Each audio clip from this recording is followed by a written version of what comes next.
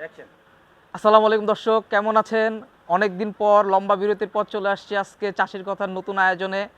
আজকে আমরা চলে আসছি জাহিদ ডেইরি ফার্মে মোহাম্মদপুরে এবং জাহিদ ভাইয়ের সাথে আজকে গরু মোটা তাজাকরণ নিয়ে কথা বলবো এবং ঈদ পরবর্তী ওনারা নতুন ব্যবসা নিয়ে কি ভাবতেছেন এবং নতুন নতুন কি গরু আনবেন এই বিষয়গুলো নিয়ে বিস্তারিত জানবো। চলুন কথা বলি জাহিদ ভাইয়ের সাথে। আসসালামু আলাইকুম ভাই, কেমন আছেন? আলহামদুলিল্লাহ, ভালো আছেন আপনি? আলহামদুলিল্লাহ জাহিদ ভাই, অনেক দিন পরে আসলাম ভাই, প্রায় 1 বছর না? জি, 1 বছরের মতন। তারপর ভাই কেমন চলতেছে আপনার ব্যবসা? আছে আলহামদুলিল্লাহ। এই আছে মোটামুটি। আগে তো ভাই ছিলাম ইসের, এই গাভী। গাভীর ফ্যাটেনিং এই টাইপের ব্যবসা ছিল আপনার। এখন তো গরু মোটা তাজাকরণ, মোটা তাজাকরণ কুরবানির পর এখন কেমন চলতেছে ব্যবসা? কেন কোরবানিতে তো বিক্রি করছে, আমাদের 70টা ছিল, এর মধ্যে 4টা আছে আর কি। 70টার মধ্যে 4টা আছে। আছে। মাশাআল্লাহ, তাহলে তো এখনো ভালো গরু বিক্রি হয়েছে। ভালো বিক্রি হয়েছে আলহামদুলিল্লাহ। গরু এখনো তুলি নাই আর কি, বাজারে ওইরকম ভাবে গরু উঠতেছে না তো এখনো। এই আগামী সপ্তাহ থেকে কিছু গরু আরো তুলবো আর কি। আগামী সপ্তাহে কেমন তোলার চিন্তা ভাবনা আছে? আছে 10-15 মানে 10টা করে তুলবো আর কি। 10টা করে তোলা শুরু করবেন। তারপর ভাই কুরবানিতে কেমন লাভ লস কেমন হলো, বেচা কেনা কেমন হলো ওইরকম সব মিলে? বেচা কিনি করছি কিন্তু ওইরকম প্রফিট হয় না, শেষের দিকে বাজার পড়ে গেছে। আর আমাদের তো খরচ অনেক বেশি, বুসির খরচ একটা গরুতে 300 টাকা, এইসব গরু 200 টাকা খায় ফেলায়, বড় গরু 300 টাকা খায়, ওই অনুযায়ী বাজার পাইনি আমরা। এই এখন তাহলে কি ভাবতেছেন? এখন যদি এগুলোতে যদি এত খরচ হয়ে যেতেছে তাহলে কি ভাবতেছেন, নতুন কি করবেন এখন তাহলে? নতুন করে ফ্যাটে নিয়ে করবো, যেহেতু বিজনেসই এইটা, কারণ তো হ্যাঁ। বাজার পড়ে গেছে, এটা তো আর কিছু করার নেই। হ্যাঁ, যেহেতু বিজনেস আমার এটা, নতুন করে আরো কিছু গরু উঠে ফ্যাটানিং মানে মোটা তাজাকরণ করবো। মোটা তাজাকরণ কি করবেন? আর তারপর আপনার ওই যে আগে যেই এটা ছিল দুগ্ধজাতকরণ, ওইটা ওইটা কি আসলে করলেন? ঢাকায় কি হচ্ছে, ঢাকায় তো পর্যাপ্ত পরিমাণে ঘাস পাওয়া যায় না, হ্যাঁ, তাহলে আমাদের 6 টাকা হ্যাঁ, কেজি ঘাস কিনতে হয়। তো হ্যাঁ, ওই হিসাবে গরুর ওইরকম পর্যাপ্ত পরিমাণ ঘাসও দিতে পারি না, দুধও কম হয়, মানে ওই উৎপাদনে বাড়াইতে পারতেছে না, লস হয়। স্টাফ খরচ দিয়া, ঘাস পুরা বসি দিয়া লাভ হইতেছে না, এই জন্য এটা বন্ধ করে দিচ্ছি। ওটা পুরোপুরি বন্ধ এখন। তাহলে তো নতুন করে পুরা এই সাইডেই চলে আসছেন এই ব্যবসার পুরাটা এখন। আগামী ফ্যাটেনিং করি, দিনগুলোতে, বিক্রি করি, মোটা করি, বিক্রি করি। আগামী দিনগুলোতে আপনার ব্যবসার টার্গেট কি আছে? ব্যবসার টার্গেট তো এই মোটা তাজাকরণ করনি, কিন্তু এখন তো খরচ অনেক বেশি, খরচ দিয়া পুষানো যাইতেছে না। খরচ কমানোর জন্য কোনো কিছু চিন্তা ভাবনা করছেন? খরচ কমানোর জন্য আমাদের তো নিজস্ব ঘাস নাই, যার নিজস্ব ঘাস আছে, খড় আছে, তারা একটু খরচ কমাইতে পারে। না, আমাদের তো খড় কিনা 17 টাকা কেজি, 17 টাকা কেজি 1 কেজি খড় কিনা। তাহলে আর যারা গ্রামে করে তাদের তো খড় কিনা নাই, তারা কমে পালতে পারে, কিন্তু ঢাকায় এখন বাণিজ্যিকভাবে ব্যবসা করা অনেক কষ্ট হয়ে গেছে। নিজস্ব ঘাস হইলে যারা গ্রামে করে তাদের জন্য এটা ঠিক আছে, কিন্তু আমাদের এখন যদি সঠিক দাম না পাওয়া যায়, ব্যবসা করা কষ্ট হয়ে গেছে।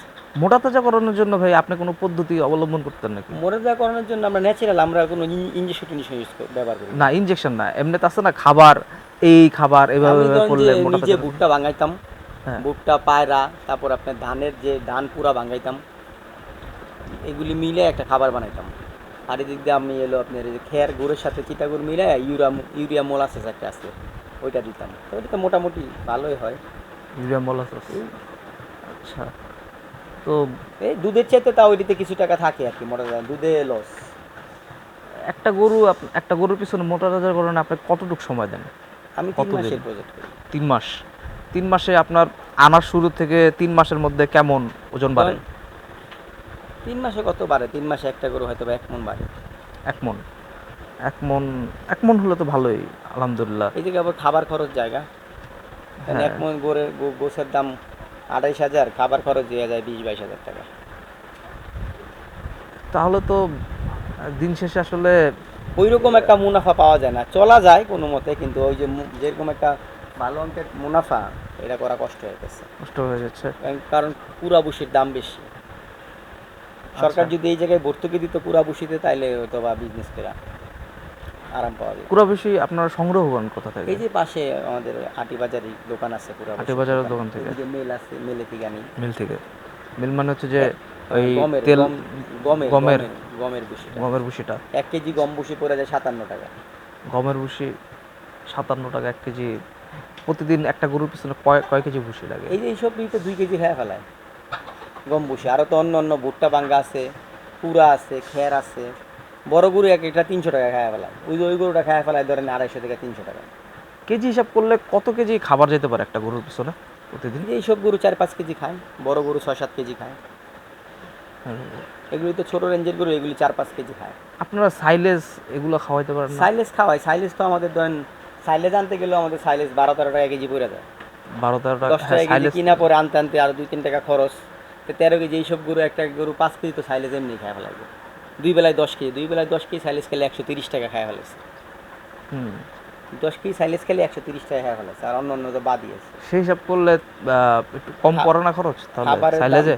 সাইলেজ যারা নিজস্ব যদি আমার থাকতো, আমি নিজে উৎপাদন করতে পারতাম তাহলে কম পড়তো, কিন্তু কিনাই না সাইলেজ খরচ দেওয়া পোষণ জানা পোষণ না। নিজে আর- করতে পারলে 4-5 টাকা খরচ পড়তো, অফুরন্ত খাওয়ানো যেত, কিন্তু আমার তো আচ্ছা। কিনাই না পোষা না। আচ্ছা, মানে হচ্ছে ন্যাচারাল পদ্ধতিতে আপনি ব্রিডিং করতেছেন, প্লাস হচ্ছে এখন খরচ বেড়ে গেছে, আর আগের ব্যবসাটাও এখন ছেড়ে দিছেন। আর এই নতুন করে এই যে সেট আপটা দিচ্ছেন, এই সেট আপটার পিছনে কেমন খরচ হয়েছে সব মিলে?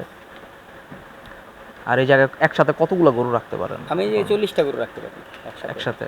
আর সেট আপের পিছনে খরচ 40-এর কেমন বেশি, হয়েছে সব সব মিলে? মিলে ধরেন যে একটু চিপাচিপি করে রাখলে 50-60, এদিকে 1.5 লাখ টাকার মতো লাগছে। 1.5-2 লাখ টাকা? আগেরটার পিছনে তো এরকমই খরচ হয়েছিল মনে হয় আমি না? তো একটু কম টাকায় সেট করি আর কি, শেডে কম ইনভেস্ট করি, গরুতে করি আর কি। গরুতে বেশি টাকা ইনভেস্ট করেন? গরুতে বেশি করি, শেডে ধরেন এই যে পাত্তা টিন দিয়া বাঁশ দিয়া করি, হুম। যার ফলে শেড মোটামুটি আরামদায়ক হয়, কিন্তু ওই 2-4-5 বছর যায় আর কি, ঠিক আছে, এরপরে রিপেয়ারিং করলে হয়। আর অনেকে আছে ইন্ডাস্ট্রিয়াল শীট টিট দেওয়া করে, দেখা যায় অনেক খরচ করে ফেলায় শেডে, আমি শেডে কম খরচ করি। এই শেডে গরম পড়ে না? না, এটা তো ওই যে উঁচু আছে, নিচ দেওয়া বাঁশ টাশ দেওয়া, গরম, আর এই জায়গায় বাতাসের ফ্লো ভালো তো, হ্যাঁ, খোলা জায়গা, গরম কমই থাকে। কমে থাকে। আর ফ্যানেরও ব্যবস্থা আছে, পর্যাপ্ত ব্যবস্থা। আলো আছে। আর এমনিতে সাপ এইরকম কোনো? না না, এটা গরু পালনের লিগে আদর্শ শেড, আদর্শ জায়গা, হ্যাঁ। আলো বাতাস সব কিছু আছে। সেটা তো হ্যাঁ। আমগো তো সেটা অত ভালো না, দেখা যায় আমরা এই জায়গায় তো লিজে জমি নেওয়া, হ্যাঁ। দেখা যায় যে আমরা পার্মানেন্টলি করা আমাদের জন্য টাফ হয়ে যায়, যদি না কইরা দেয় তখন। এবার মূলত আপনি কোন কোন জাতের গরু নিয়ে ব্যবসা আমি করছেন? শাহিওয়াল করছি, ফিজিয়ান করছি, সিন্ধি করছি, দেশি করছি, 3-4 পদ্ধতি বেশি লাভ হয় কোনটাতে? বেশি মোটা বেশি তাজাকরণের মোটা ক্ষেত্রে? তাজাকরণের জন্য বেশি লাভ হয় ফিজিয়ান। ফিজিয়ান? ফিজিয়ান ফিজিয়ান দ্রুত বাড়ে, দ্রুতবারে আর খরচ কম? খরচ কম, দ্রুত বাড়ে, এটা যে যতটুকু খাবে আপনার এর চেয়ে হ্যাঁ। বেশি প্রফিট দিবে, দ্রুত বড় হইবে। ফিজিয়ান মোটা তাজাকরণের ক্ষেত্রে প্রতিদিন কেমন খরচ পড়ে ওর পিছনে, এবং কত 250-300 টাকা কেজি খরচ পরিমাণ পড়ে। খাবার খরচ পড়ে? সেক্ষেত্রে 1 কেজি 1200 গ্রামের মতো বৃদ্ধি পায় পার ডে। 1200 গ্রামের মতো বৃদ্ধি পায় পার ডে। আর গরু সংগ্রহ করেন কোথা থেকে? আমি গরু পাবনা, সিরাজগঞ্জ, পাবনা, সিরাজগঞ্জ এই এরিয়া থেকে? বগুড়া, রাজশাহী, রাজশাহী বিভিন্ন থেকে? জায়গা থেকে সংগ্রহ করি, যে জায়গায় যেটা কম পাওয়া যায়। আর কি এই ইনফরমেশনগুলো কিভাবে নিয়ে আসেন? এগুলি তো আমি অনেক দিন ধরে বিজনেস করি, এগুলি আমার ঘুরতে ঘুরতে সব হাট পরিচিত হয়ে গেছে। ওই জায়গার হাটগুলো থেকে? হ্যাঁ, হাটগুলো ভিজিট করে নিয়ে আসেন, হ্যাঁ। সংগ্রহ করেন। আচ্ছা, এই সামনের দিনগুলোতে আসলে কোন জাতের গরু নিয়ে কাজ করার সামনে বেশি আমি ইচ্ছা আছে? ফিজিয়ান নিয়ে কাজ করবো আর কি। ফিজিয়ান? ফিজিয়ান গরু নিব, ফিজিয়ান গরু 2 দাঁতের বড়, বডি বড় হ্যাঁ। দেখে নিব, 3 মাসের প্রজেক্ট তো, যাতে মাংস বললেই হুম। বিক্রি করে দিতে পারে। আর কষায়ের কাছে এই গরুটা খুব চাহিদা থাকে বেশি। আচ্ছা, আর এবার তো দেখলাম যে বড় গরুর আসলে তেমন বাজার ছিল না। বড় গরুর বাজার কোনো সময় থাকবো না, আমি যারা বড় গরু করে এদেরকে বলবো বড় গরু না করার জন্য। বড় গরুর বাজার সবসময় পড়ে যায়। তাহলে আপনি কোন ধরনের গরু? মাঝারি? আমার মাঝারি সাইজের গরু 5 মন 4 মন, হ্যাঁ। 1,20,000 থেকে শুরু করে 1 লাখ, 1,20,000, 80, 1.5 লাখ, 1,80,000 রেঞ্জ সর্বোচ্চ, হ্যাঁ। বা 2 লাখই হলো, এর উপরে গরু যাওয়া বোকামি। আর এমনিতে মাংস বিক্রেতা যারা আছে তারা কোন ধরনের গরু? এরা ফিজিয়ান গরু পছন্দ করে। আমি মনে ফিজিয়ান করি কেমন সারা আকৃতি? বছর জানি যারা খামার করে তারা যেন ফিজিয়ান গরু নিয়ে কাজ করে। আচ্ছা, আকৃতি কেমন ওগুলোর জন্য? ছোট নাকি? আকৃতি 2 দাঁত না, বডি হইব, বডিতে হ্যাঁ। মাংস কম থাক কিন্তু উঁচা লম্বা হইব, যাতে মাংস লাগলে এটা অনেক মোটা দেখা যায়। আচ্ছা আচ্ছা, ঠিক আছে। যেমন এই যে এইসব গরু তো, এগুলি তো আমাদের কোরবানি রয়ে গেছে, এটি দেশি গরু, এগুলি হলো ছোট, এগুলি কিন্তু খাওয়াইলেও আপনার বড় হইব না, হুম এগুলি এরকমই থাকবে, হুম। আপনি যতই খাওয়াবেন এগুলি গোল হইব। আর একটা ফিজিয়ান গরু যদি আপনি উঁচা দেখে নেন এরকম, হ্যাঁ। যদি খাওয়ান তাহলে দেখা যাবে যে মাংস লাগলে অনেক বড়, অনেক মোটা হয়ে গেল। আপনার হ্যাঁ। বডি দেখে কিনতে হইব, খালি ফ্রেম। ফ্রেম। আচ্ছা, ভালো জাতের গরু চিনতে পারার উপায় কি ভাই? ফিজিয়ানটা তো চিনা যায়, ফিজিয়ান তো সাদা পাকড়া অস্ট্রেলিয়ান গরু হয়। হ্যাঁ।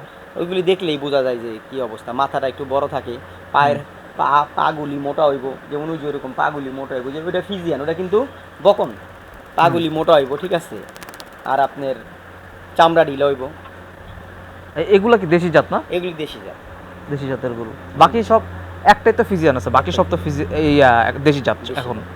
আচ্ছা, আর খামার এমনিতে পরিষ্কার করার জন্য আপনাদের কি ব্যবস্থা? আমরা তো ধরেন যে আমাদের সাবমার্সিবল আছে, আমরা তো হ্যাঁ। এই গোবর কিট করি না, গোবর ফালায় দিই ধুই, আর কি ওই যে আমাদের খাল আছে, গোবর আমরা দিয়ে ফালায় দিই, প্রতিদিন 2বার ধোয়। আচ্ছা, আর আসার সময় দেখলাম বাইরে আপনাদের বায়োফ্লক্স হ্যাঁ, এর কিছু বায়োগ্যাস আছে আমাদের, ওইটা আমরা যে গোবর ফালাই, তো গোবর ফালাইলে বায়োগ্যাস হয়।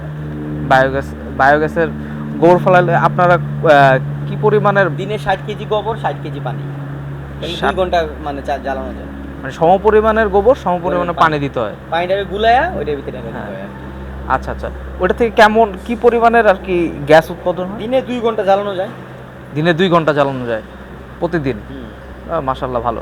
আর এমনিতে এটা থেকে বিদ্যুৎ উৎপাদনের কোনো না না, এটা আমার আছে, বাট এটা করা হ্যাঁ। যায়, বা আমরা ওটাতে যাইনি, আমরা শুধু এই প্ল্যান্টের জন্য এককালীন কেমন খরচ না, হচ্ছে? এটাতে আমি হলো সবুজ শক্তি থেকে করছি তো। হ্যাঁ। সবুজ শক্তি থেকে করলে আপনার কোনো টাকা দিতে হয় না, সবুজ শক্তি মাসে মাসে কিস্তি, ওদের মনে 18টা না 24টা কিস্তি, এটা ডিপেন্ড করবে আপনার গ্যাসের ট্যাঙ্কির উপরে, গ্যাসের ট্যাঙ্কি যত বড় হইব ওইরকম। আমারটা যেমন 2400 টাকা করে কিস্তি, 2400 টাকা 2 করে বছর কিস্তি, দিলে পরে 2 সব বছর। শেষ, সম্পূর্ণ আমার। আচ্ছা, সব মিলে এটার পিছনে কত টাকা খরচ হতে পারে আনুমানিক সব মিলে? এমনি নর্মাল করতে গেলে আপনার 50-60 হাজার টাকা লাগে। 50-60 হাজার টাকা। আপনারা নতুন গরু কবে থেকে শুরু করবেন এগুলো? আগামী সপ্তাহে? এখনো হাটগুলো চালু হয় না, হ্যাঁ হ্যাঁ, এখনো হাট চালু হয় নাই, মানুষজন এখনো গরু কম হয়ে গেছে আর কি। ইনশাল্লাহ। তাহলে নতুন গরু আসার পরে আমরা আরেকদিন দেখা করব। ঠিক আছে ভাই, এই ছিল আজকের আয়োজন। ধন্যবাদ ভাই, আসসালামু আলাইকুম। আসি তাহলে, আজকে দেখা হবে অন্য আরেকদিন ইনশাল্লাহ।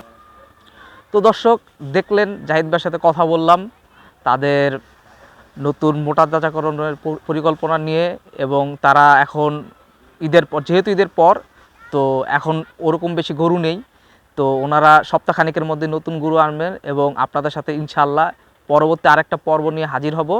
এই ছিল আজকে এই পর্যন্ত। আমাদের চ্যানেল সাবস্ক্রাইব করবেন এবং আমাদের পাশেই থাকবেন। থ্যাংক ইউ, আসসালামু আলাইকুম।